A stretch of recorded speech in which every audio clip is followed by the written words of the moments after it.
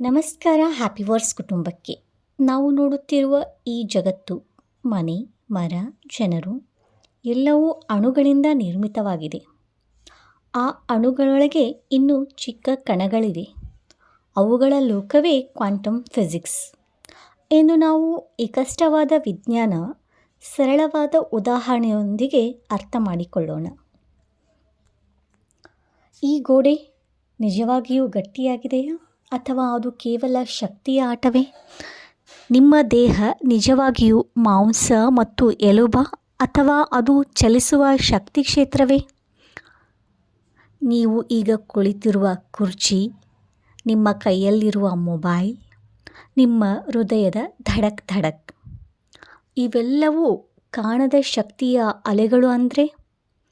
ವಿಜ್ಞಾನ ಹೇಳುತ್ತದೆ, ಈ ಜಗತ್ತಿನ ಪ್ರತಿಯೊಂದರಲ್ಲೂ ಒಂದು ಎನರ್ಜಿ ಫೀಲ್ಡ್ ಇದೆ.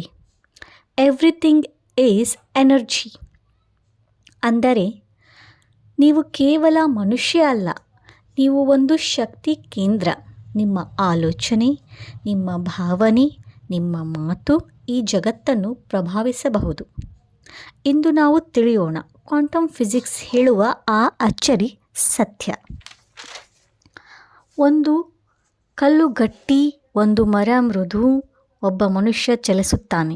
ಆದರೆ ವಿಜ್ಞಾನ ಹೇಳುತ್ತದೆ, ಇವುಗಳ ಒಳಗೆ ಚಿಕ್ಕ ಚಿಕ್ಕ ಕಣಗಳು ಇವೆ.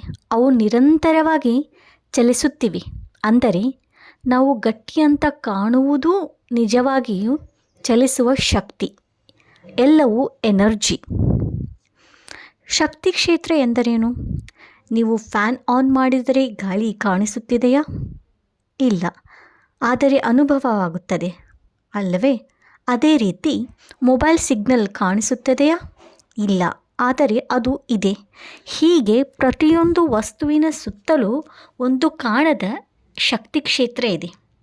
ನಮ್ಮ ದೇಹಕ್ಕೂ ಇದೆ, ನಮ್ಮ ಹೃದಯಕ್ಕೂ ಇದೆ. ನಮ್ಮ ಮನಸ್ಸು ಕೂಡ ಶಕ್ತಿ. ನೀವು ಕೋಪಗೊಂಡಾಗ ಮನೆ ವಾತಾವರಣ ಹೇಗಿರುತ್ತದೆ? ಭಾರವೆನಿಸುತ್ತದೆ ಅಲ್ಲವೇ? ನೀವು ನಕ್ಕಾಗ ಹಗುರವಾಗುತ್ತದೆ. ಏಕೆ? ನಿಮ್ಮ ಮನಸ್ಸು ಕೂಡ ಒಂದು ಶಕ್ತಿ ಕ್ಷೇತ್ರ. ನಿಮ್ಮ ಆಲೋಚನೆಗಳು ತರಂಗಗಳಂತೆ ಹೊರಗೆ ಹೋಗುತ್ತವೆ. ಹಾಗೆ ನೀರಿನಲ್ಲಿ ಕಲ್ಲು ಬಿದ್ದರೆ ವೃತ್ತ ಅಲೆಗಳು ಹರಡುತ್ತವೆ. ನಮ್ಮ ಮಾತು, ನಮ್ಮ ಭಾವನೆ ಹೀಗೆಯೇ ಹರಡುತ್ತವೆ.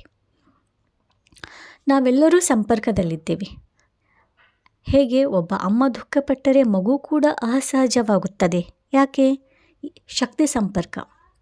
ಚಿಕ್ಕ ಕಣಗಳು ಸಂಪರ್ಕ ಇರುತ್ತದೆ. ಹಾಗಾದರೆ ನಾವು ಕೂಡ ಸಂಪರ್ಕದಲ್ಲಿಯೇ ಇದ್ದೇವೆ. ಇದರಿಂದ ನಾವು ಏನು ಕಲಿಯಬೇಕು? ಕೋಪ ಕೊಟ್ಟರೆ ಕೋಪ ಹರಡುತ್ತದೆ, ಪ್ರೀತಿ ಕೊಟ್ಟರೆ ಪ್ರೀತಿ ಹರಡುತ್ತದೆ, ನಗು ಕೊಟ್ಟರೆ ಸಂತೋಷ ಹರಡುತ್ತದೆ. ನೀವು ಒಂದು ಶಕ್ತಿ ಕೇಂದ್ರ.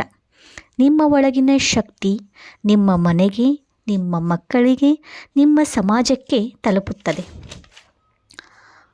ಒಂದು ದೀಪ ಹಚ್ಚಿದರೆ ಇಡೀ ಕೋಣೆ ಬೆಳಗುತ್ತದೆ. ನೀವು ಕೂಡ ಒಂದು ದೀಪ. ನಿಮ್ಮ ಒಳಗಿನ ಬೆಳಕು ಬೇರೆಯವರ ಜೀವನ ಬೆಳಗಿಸಬಹುದು.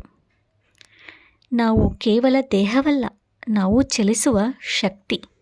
ನಿಮ್ಮ ಆಲೋಚನೆಗೆ ಜಾಗೃತಿ ಇಡಿ, ನಿಮ್ಮ ಮಾತಿಗೆ ಪ್ರೀತಿ ತುಂಬಿ, ನಿಮ್ಮ ಹೃದಯವನ್ನು ಶುದ್ಧವಾಗಿರಿಸಿ.